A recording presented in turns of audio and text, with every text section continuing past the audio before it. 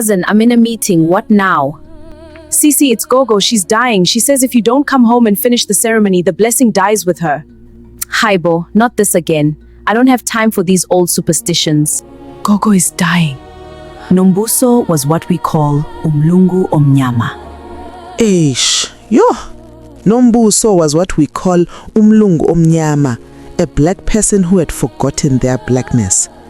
10 years in Johannesburg had polished her rough edges, but it had also erased her roots. She told herself she didn't need the village anymore, didn't need the ancestors, didn't need Gogo's old stories about ceremonies and blessings. But that phone call, it haunted her. 3 days later, she found herself driving back to the Eastern Cape, back to the place she saw she'd never return to. The journey was long, ne? Johannesburg skyscrapers became distant memories. The smooth highways turned into rough roads. Her shiny Range Rover covered in dust by the time she reached the homestead. A homestead looked exactly as she remembered. Rondavels with thatched roofs, smoke rising from outdoor fires where the aunties cooked pap in 3-legged pots, children playing in the dust with wire cars, chickens scattering everywhere, goats bleating.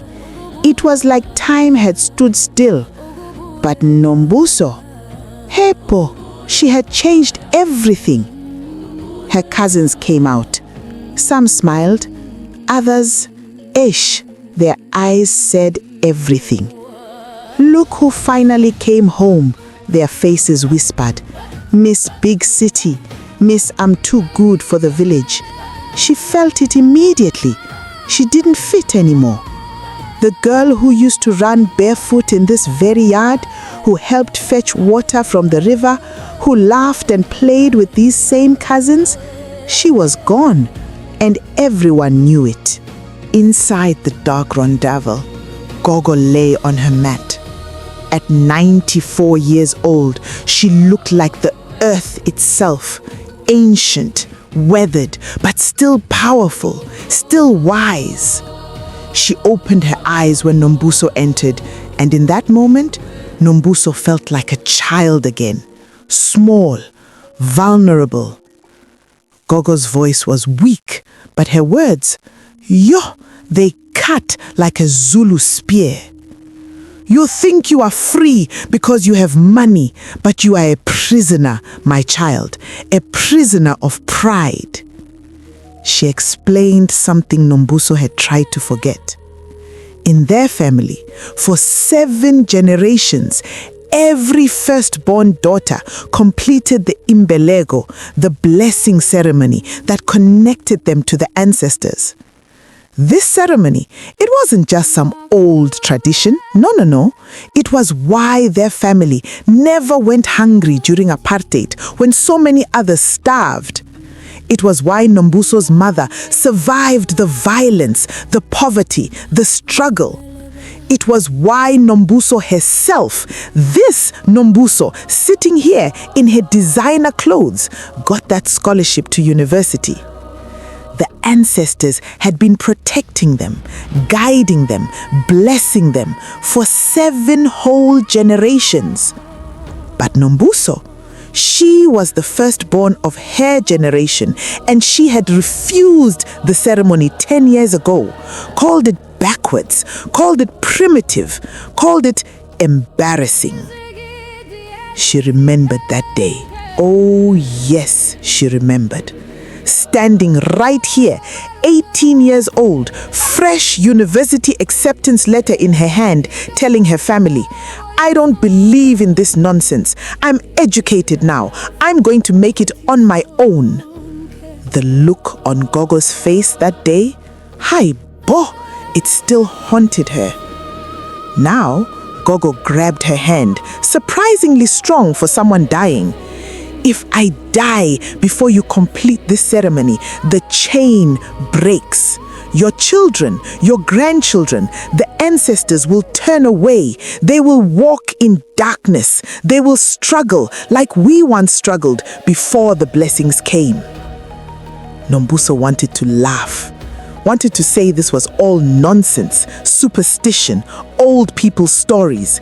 But something in Gogo's eyes, something in the way the candles flickered, something deep in her own spirit, she couldn't. Sisi. That night, she tried to leave. Rushed to her Range Rover, turned the key. Click, click, click. Nothing. The car that had driven perfectly for hundreds of kilometers, dead. Pause. She checked her phone. No signal. Not even one bar. The same phone that had full 5G in Senten, nothing. It was as if the ancestors themselves were saying, "You're not going anywhere until you face this." And that night, as lightning flashed across the Drakensberg mountains and thunder shook the Rondavels, Nombuso knew she was trapped, not by the village, not by her family, but by her own choices, her own pride, her own running away. The next morning, the family gathered, and when I tell you it was something to see, ish. The women came to dress her. They removed her designer clothes, the Gucci, the expensive fabrics, all of it. And they wrapped her in traditional isiXhosa attire. Not the cheap costume kind you see at tourist shops, no. The real thing. Heavy beaded jewelry that had been in the family for generations.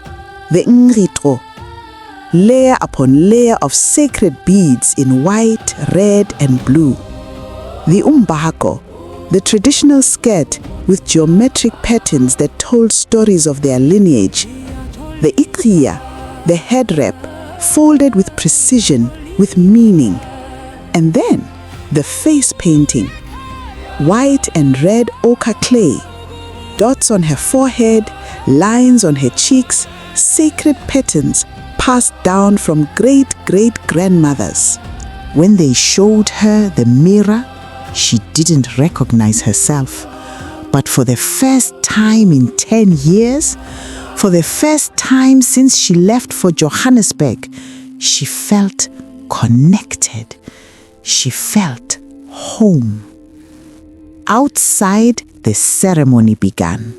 The Sangoma arrived. Yo, what a sight! Face painted completely white, animal skins flowing, bones rattling with every step, that traditional staff hitting the ground, thud, thud, thud, like a heartbeat. The drums started, that deep ancestral beat that lives in your bones, that rhythm your DNA remembers even when your mind has forgotten. The men danced, stomping, kicking, shields raised, warriors, protectors. The women ululated, li-li-li-li-li-li-li, that sound that cuts through time itself, that calls the ancestors from their resting places. They slaughtered the goat. The blood fed the earth, an offering to those who came before, a thank you, a connection. The Sangoma threw the sacred herbs, Imbeleko, onto the fire. Smoke billowed, thick, white, holy. Nombuso knelt in the center of it all. The smoke surrounded her. The drums pounded. The Sangoma threw the bones, reading the messages from the other side. And then, Nombuso's eyes rolled back. She entered the trance, and she saw them. Her great-great-grandmother appeared first. A warrior woman, strong like the mountains, carrying a spear and shield, battle scars marking her face, her arms. She had fought in the wars, defended her people, never broken, never defeated. And she looked at Nombuso with eyes that said, "I fought so you could be free. Don't waste it." Then her great-grandmother emerged from the mist. the one who hid freedom fighters during apartheid, who cooked for the resistance in secret, who risked everything. Her hands worn from labor, her face lined with worry, but her spirit unshakable. She whispered, "I carried the struggle so you wouldn't have to. Remember us." Her grandmother came next, the one who worked in white people's kitchens, who scrubbed their floors, who ate their leftovers while sending every cent back home, who never learned to read but made sure her children did. She smiled, that tired, beautiful smile, and said, "I bent so you could stand tall. Don't forget the price." And finally, her mother, younger than Nombuso had ever seen her, strong, hopeful, working 3 jobs, night shift at the factory, day shift cleaning offices, weekends selling vegetables at the market. All of it, every rand, every painful step, every sacrifice, so Nombuso could go to university, so Nombuso could have a chance, so Nombuso could make it. And Nombuso saw it, the chain. 7 generations of women struggling, sacrificing, praying so that she, Nombuso, could stand where she was standing. They had paved the road with their own blood, sweat, and tears. And she had been ashamed of them, embarrassed by their old ways, too proud to honor their sacrifice. Nombuso broke, fell to the ground. Not the pretty kind of crying you see in movies, no.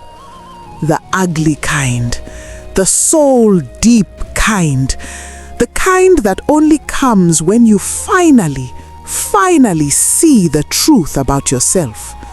Snot running, body shaking, wailing like a child. Ndiyatolisa, ndiyatolisa, ndiyatolisa. Forgive me, forgive me, forgive me. The Sangoma smiled. The drums stopped. The smoke cleared. The ancestors had heard. They had accepted her. The blessing continued. When Nombuso returned to Johannesburg, something was different. She didn't quit her corporate job. No, she wasn't stupid. But she started a side business. She brought women from the village to the city. Her cousins, her aunties, women who had been selling beadwork for 50 rand at taxi ranks. She taught them how to turn their traditional beadwork into high fashion, connected them with boutiques in Sandton, in Rosebank, in Melrose Arch. Those same aunties who used to struggle, now they were making thousands, sending their own children to university, building proper houses for their families. And Nombuso, she wore her beads to boardroom meetings now, loud and proud, spoke isiXhosa in conference calls, visited home every month, never missed, helped with ceremonies, listened to Gogo stories before she passed. She had learned something powerful. You can climb the mountain, but never forget the valley that raised you. Success without roots is just floating, empty. But success with roots, that's a legacy. 2 years later, Nombuso was pregnant. And you know what she did? She went home to the village. Gogo had passed peacefully by then, but her spirit, it was everywhere. In the wind, in the mountains, in the very soil. And this time, when the drums beat for the Imbeleko, it was for Nombuso's daughter. The family gathered again. The Sangoma came. The women ululated. The men danced. The smoke rose to the ancestors. And Nombuso, dressed in full traditional attire, pregnant belly round and blessed, she placed her hands on her womb and spoke to her unborn child in isiXhosa. You are born of warriors, of queens and kings. Your blood carries 7 generations of blessings. Never forget where you come from, no matter how far you go.